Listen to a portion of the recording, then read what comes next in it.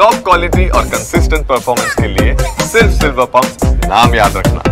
ಇನ್ನು ಉಗ್ರರ ಜೊತೆ ಸಂಪರ್ಕ ಹೊಂದಿದವರ ಮನೆಗಳ ಮೇಲೆ ದಾಳಿ, ಜಮ್ಮು ಕಾಶ್ಮೀರದ ತನಿಖಾ ತಂಡಗಳಿಂದ ದಾಳಿ ಪರಿಶೀಲನೆ. ದಕ್ಷಿಣ ಕಾಶ್ಮೀರದ ಹಲವರ ಮನೆಗಳ ಮೇಲೆ ದಾಳಿಯಾಗಿದೆ. ಯಾರ್ಯಾರು ಉಗ್ರರಿಗೆ ಸಹಾಯ ಮಾಡ್ತಾ ಇದ್ದಾರೆ? ಶೋಫಿಯಾನ್, ಕುಲ್ಗಾಮ್, ಪುಲ್ವಾಮಾ, ಅನಂತನಾಗ್ನಲ್ಲಿ ದಾಳಿ. ಉಗ್ರರ ಜೊತೆ ಸಂಪರ್ಕ ಹೊಂದಿದ್ದವರ ಮನೆಗಳ ಮೇಲೆ ದಾಳಿ ಮಾಡಲಾಗಿದೆ.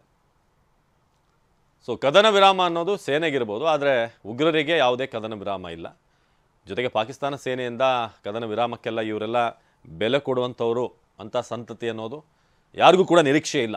ಕದನ ವಿರಾಮ ಅಂತಂದಾಗಲೇ ಅಲ್ಲಿ ನಮ್ಮ ಪ್ರತಿನಿಧಿ ಹರೀಶ್ ಸ್ಥಳೀಯರ ಮಾತಾಡ್ಸಾಗ ಹೇಳ್ತಾ ಇದ್ರು, ಸುಮ್ಮನೆ ಇದೆಲ್ಲ ಸೀಸ್ ಫೈರ್ ಅನ್ನೋದು ಇವರೆಲ್ಲ ಪಾಲಿಸುವಂಥವರೆಲ್ಲ ನಾವು ಭಾಳಷ್ಟು ಕದನ ವಿರಾಮ ನೋಡಿಬಿಟ್ಟಿದ್ದೀವಿ ಅಂತ. ಇನ್ನು ಕದನ ವಿರಾಮ ಉಲ್ಲಂಘಿಸಿದಂಥ ಪಾಕಿಸ್ತಾನಕ್ಕೆ ಪುಕ್ಕ ಪುಕ್ಕ ಶುರುವಾಗಿದೆಯಾ? ಭಾರತದ ಎಚ್ಚರಿಕೆಗೆ ಬಾಗಿ ಬೆಂಡಾದಂಥ ಪಾಕಿಸ್ತಾನ ಬೆಂಡಾದ್ರೂ ಇಲ್ವೋ? ಯಾಕಂದ್ರೆ 2 ಗಂಟೆ ಮತ್ತೆ ದಾಳಿ ಮಾಡಿದ್ದಾರೆ ಇವರು ಕದನ ವಿರಾಮ ಆದ್ಮೇಲೆ ಮಧ್ಯರಾತ್ರಿ ಬಳಿಕ. ನಂತರ ಪಾಕಿಸ್ತಾನ ಬಾಲ ಮುದುರ್ಕೊಂಡಿದೆ. ಸುದ್ದಿಗೋಷ್ಠಿ ನಡೆಸಿ ರಾತ್ರಿ ಅವರ ಪ್ರಧಾನಿ ಹೇಳಿದ್ದು, ಗೆಲುವು ನಮ್ಮದೇ, ನಾವೇ ಗೆಲುವನ್ನು ಸಾಧಿಸಿರೋದು, ಅಂಥದ್ದೇನು ಹಾನಿ ಆಗಿಲ್ಲ ಪಾಕಿಸ್ತಾನಕ್ಕೆ ಅಂತ. ಭಾರತದ ಎಚ್ಚರಿಕೆಗೆ ಪಾಕಿಸ್ತಾನ ಈಗ ಬೆಂಡ್ ಆಗಿದೆಯಾ ಅನ್ನೋ ಪ್ರಶ್ನೆ ಇನ್ನೂ ಕೂಡ ಉಳ್ಕೊಂಡಿದೆ. ಸೊ ಕದನ ವಿರಾಮದ ಬಳಿಕ ಗಡಿಯಲ್ಲಿ ಶಾಂತಿ ಸ್ಥಾಪನೆ.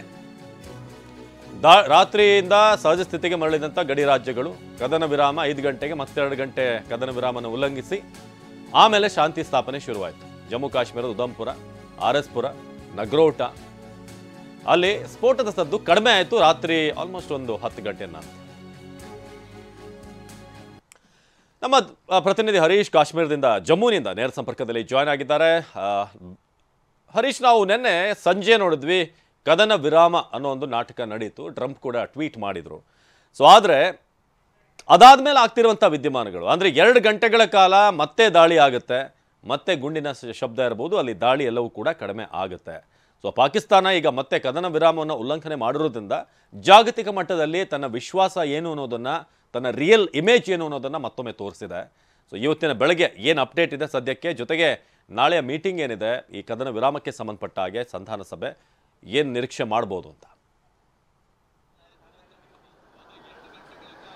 ಹೌದು ಅವಿನಾಶ್, ನಿನ್ನೆ 5 ಗಂಟೆಯ ಸುಮಾರಿಗೆ ಭಾರತ ಹಾಗೂ ಪಾಕಿಸ್ತಾನದ ನಡುವೆ ಕದನ ವಿರಾಮ ಘೋಷಣೆ ಆಗುತ್ತೆ.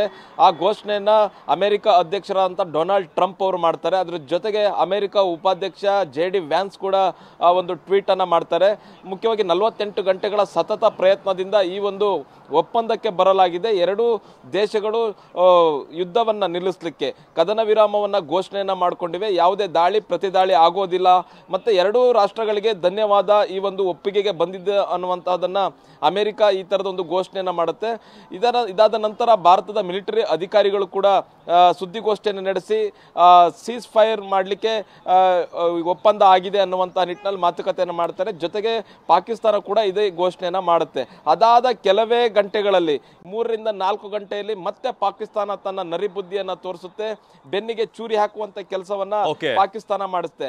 ಮುಖ್ಯವಾಗಿ ಗಡಿಯಲ್ಲಿ ಮತ್ತೆ ಡ್ರೋನ್ಗಳ ಆರ್ಭಟ, ಮಿಸೈಲ್ ಮತ್ತೆ ಶೆಲ್ ದಾಳಿಯನ್ನ ಪಾಕಿಸ್ತಾನ ಸೈನಿಕರು ಮಾಡ್ತಾರೆ. ಮುಖ್ಯವಾಗಿ ಅದು 10 ಗಂಟೆಯ ತನಕನೂ ಕೂಡ ನಡೆಯುತ್ತೆ, ನಿರಂತರವಾದಂತಹ ದಾಳಿ ನಡೆಯುತ್ತೆ. ಅದು ಕೂಡ ಶ್ರೀನಗರದ ಸೇನಾ ನೆಲೆಯನ್ನ ಗುರಿಯಾಗಿರಿಸಿಕೊಂಡು ಡ್ರೋನ್ ದಾಳಿ ಕೂಡ ಮಾಡುವಂತಹ ಪ್ರಯತ್ನವನ್ನ ಮಾಡಿತ್ತು. ಆದ್ರೆ ಭಾರತೀಯ ಸೇನೆ ಯಶಸ್ವಿಯಾಗಿ ಆ ಡ್ರೋನ್ ಅನ್ನ ಹೊಡೆದುರುಳಿಸಿರುವಂತಹದ್ದು. ಇದು ಬರೀ ಜಮ್ಮು ಕಾಶ್ಮೀರ ಮಾತ್ರ ಅಲ್ಲ, ಗುಜರಾತ್ ನಲ್ಲೂ ಕೂಡ ದಾಳಿ ಮಾಡ್ಲಿಕ್ಕೆ ಪಾಕಿಸ್ತಾನ ಪ್ರಯತ್ನವನ್ನ ಮಾಡ್ತು. ಜೊತೆಗೆ ಅಮೃತ್ಸರ ಮತ್ತೆ ಪಂಜಾಬ್ನ ಇತರ ಪ್ರದೇಶಗಳ ಮೇಲೆ ದಾಳಿ ಮಾಡಲಿಕ್ಕೆ ಪ್ರಯತ್ನವನ್ನು ಮಾಡ್ತಾ ಭಾರತ ಸಮರ್ಥವಾಗಿ ಎದುರಿಸಿತ್ತು. ಅವಿನಾಶ್, ಧನ್ಯವಾದ ಹರೀಶ್.